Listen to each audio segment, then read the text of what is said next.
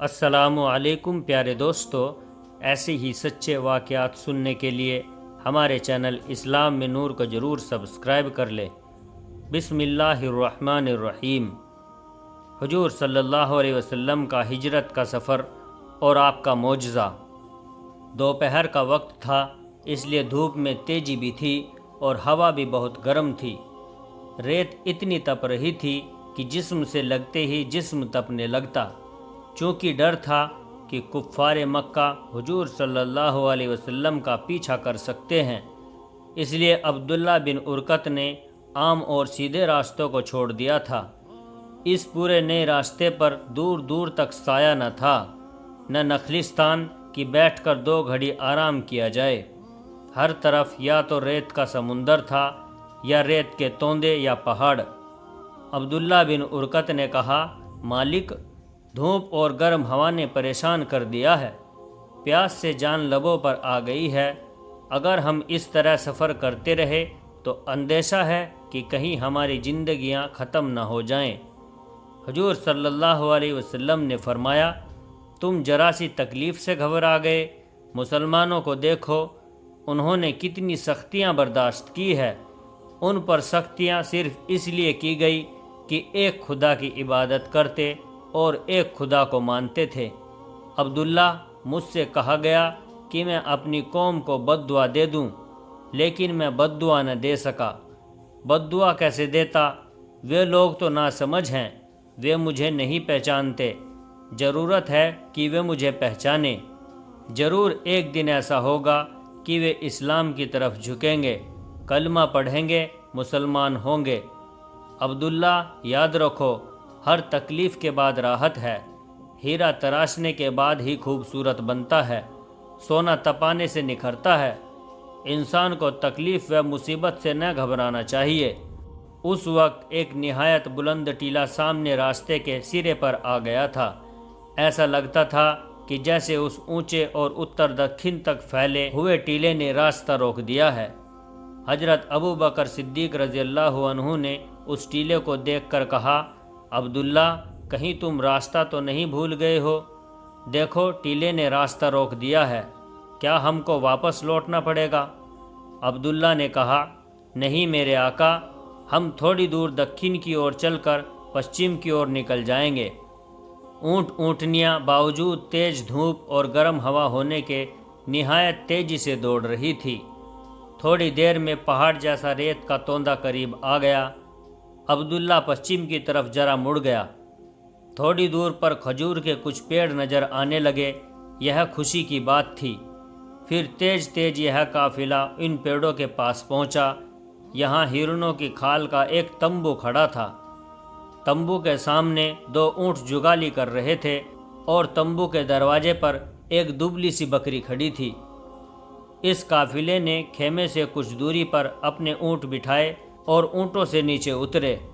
اونٹوں کے آگے بیٹھنے اور ان کے اترنے سے جو آواز آئی، اس آواز کو سن کر خیمے کے اندر سے ایک بوڑھی عورت باہر نکلی۔ وہ دروازے پر کھڑی ہو کر حضور صلی اللہ علیہ وسلم اور حضرت ابو بکر صدیق رضی اللہ عنہ کو حیرت بھری نظروں سے دیکھنے لگی۔ اس بوڑھی عورت کا نام ام معبد تھا، بڑی نیک عورت تھی۔ جب حضور صلی اللہ علیہ وسلم اور حضرت ابو بکر صدیق رضی اللہ عنہ اس کی طرف بڑھے تو وہ خود بھی ان کی طرف چلی۔ اس نے حضرت ابو بکر صدیق رضی اللہ عنہ سے خطاب کرتے ہوئے کہا، میں بھی کتنی خوش قسمت ہوں ابو بکر، آج میرے خیمے پر ابو قحافہ کا بیٹا مہمان بن کر آیا ہے۔ یہ تمہارے ساتھ کون ہے؟ یہ اللہ کے نبی صلی اللہ علیہ وسلم ہے، حضرت ابو بکر رضی اللہ عنہ نے کہا۔ ام معبد نے چلا کر کہا، کیا حضرت محمد، آمنہ کے لال؟ اے عرب کے روشن سورج، خوش آمدید۔ بنو خجامہ کی ایک بوڑھی عورت کا سلام قبول ہو۔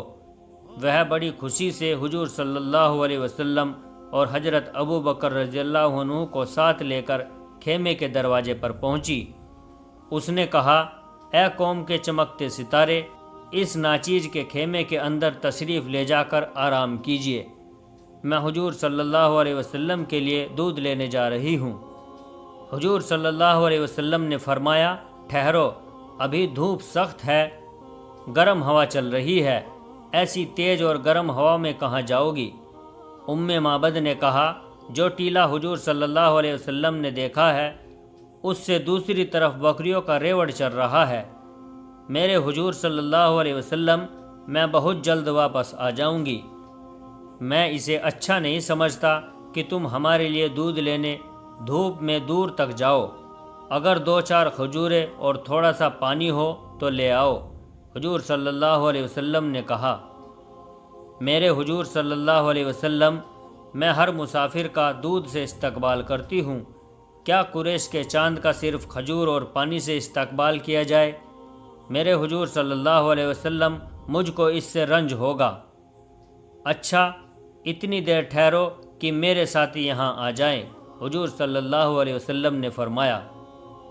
بہت اچھا حضور صلی اللہ علیہ وسلم، ام معبد نے کہا۔ عامر اور عبداللہ جب تک اونٹوں کو باندھتے اور ان کے سامنے چارہ ڈالتے رہے۔ حضور صلی اللہ علیہ وسلم اور ابو بکر ان کے انتظار میں خیمے سے باہر کھڑے رہے۔ جب وہ دونوں بھی آ گئے تب انہیں ساتھ لے کر دونوں خیمے میں داخل ہوئے۔ خیمے کے اندر کوئی سجاوٹ نہ تھی، ایک ریگستانی عورت کا خیمہ تھا۔ خیمے کے اندر صرف ایک کمبل بچھا ہوا تھا۔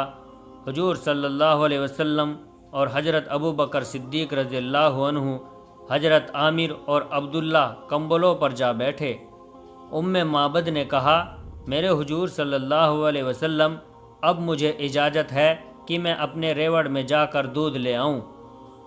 جو بکری خیمے کے دروازے پر کھڑی ہے تم اسے ہی کیوں نہیں دودھ لیتی ہو؟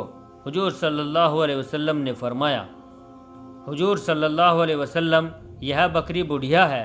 ام معبد نے کہا، کمزور ہے، دودھ نہیں دیتی، تم اس بکری کو یہاں لے آؤ۔ ام معبد بکری لے آئی۔ حضور صلی اللہ علیہ وسلم نے اس کے تھنوں پر ہاتھ پھیرا۔ اگرچہ بکری بہت کمزور، دبلی اور بوڑھیا تھی، مگر آپ صلی اللہ علیہ وسلم کے تھنوں پر ہاتھ ڈالتے ہی تھن دودھ سے بھر آئے۔ حضور صلی اللہ علیہ وسلم نے پیالہ لے کر خود ہی دودھ دہنا شروع کیا۔ پیالہ بھر گیا تو پہلے حضرت ابو بکر صدیق رضی اللہ عنہ کو پلایا، پھر عامر، عبداللہ، ام معبد کو دیا۔ جب سب کے پیٹ بھر گئے تب حضور صلی اللہ علیہ وسلم نے خود پی کر جتنے برتن رکھے تھے سب دودھ سے بھر دیے۔ حضرت ابو بکر، عامر، عبداللہ اور ام معبد سبھی حیرت سے اس معجزے کو دیکھ رہے تھے۔ عبداللہ نے بے اختیار کہا، بے شک آپ خدا کے رسول ہیں، یہ خدا کی مہربانی ہے کہ اس نے آپ کے لیے ایک کمزور بکری سے دودھ پلایا۔ دودھ پی کر سب کمبل پر لیٹ گئے اور آرام کرنے لگے۔ 2 گھنٹے آرام کرنے کے بعد سب اٹھے، نماز پڑھی اور سفر پر روانہ ہو گئے۔ عصر کے بعد یہ قافلہ قدیر نامی جگہ پر پہنچا۔ یہاں انہیں وہ قافلہ ملا جو شام دیش سے آ رہا تھا۔ اس قافلے میں جبیر بن عوام تھے۔ جبیر کی شادی حضرت اسما سے ہو چکی تھی، جو حضرت ابو بکر کی بیٹی تھی۔ انہوں نے ملتے ہی پوچھا، حضور صلی اللہ علیہ وسلم کہاں تشریف لے جا رہے ہیں؟ آپ صلی اللہ علیہ وسلم نے فرمایا، مجھے مکے والوں نے مکے میں رہنے نہ دیا، اس لیے ہجرت کر کے یثرب جا رہا ہوں۔ اے اللہ کے رسول صلی اللہ علیہ وسلم، جب آپ مکہ چھوڑ کر تشریف لے جا رہے ہیں تو میں بھی مکہ جا کر کیا کروں گا؟ میں بھی یہیں سے آپ کے ساتھ چلوں گا، جبیر نے کہا۔ حضور صلی اللہ علیہ وسلم نے فرمایا، جبیر، یہ بات مناسب نہیں ہے، تم مکہ جا کر وہاں کے تمام کاموں سے فراغت پا کر یثرب آ جانا۔ حضرت جبیر نے کہا، بہت اچھا، لیکن میں حضور اور حضرت ابو بکر صدیق رضی اللہ عنہ کے لیے شام دیش سے کچھ کپڑے تیار کر لایا ہوں، وہ حضور صلی اللہ علیہ وسلم کی نذر کرتا ہوں، مہربانی فرما کر قبول کر لیجئے۔ حضور صلی اللہ علیہ وسلم نے کہا، اچھا لے آؤ۔ حضرت جبیر واپس گئے اور کپڑے لے آئے، جسے حضرت ابو بکر صدیق رضی اللہ عنہ نے لے لیا اور وہ چلے گئے۔ ادھر یہ قافلہ بھی روانہ ہو گیا۔ پیارے دوستو، ویڈیو اگر اچھی لگی ہو تو ویڈیو کو لائک اور شیئر کیجئے، اور ہمارے چینل اسلام میں نور کو ضرور سبسکرائب کر لیں، اور جاتے جاتے ہمیں اپنا ایک پیارا سا کمنٹ ضرور کر دیں۔ السلام علیکم ورحمۃ اللہ وبرکاتہ۔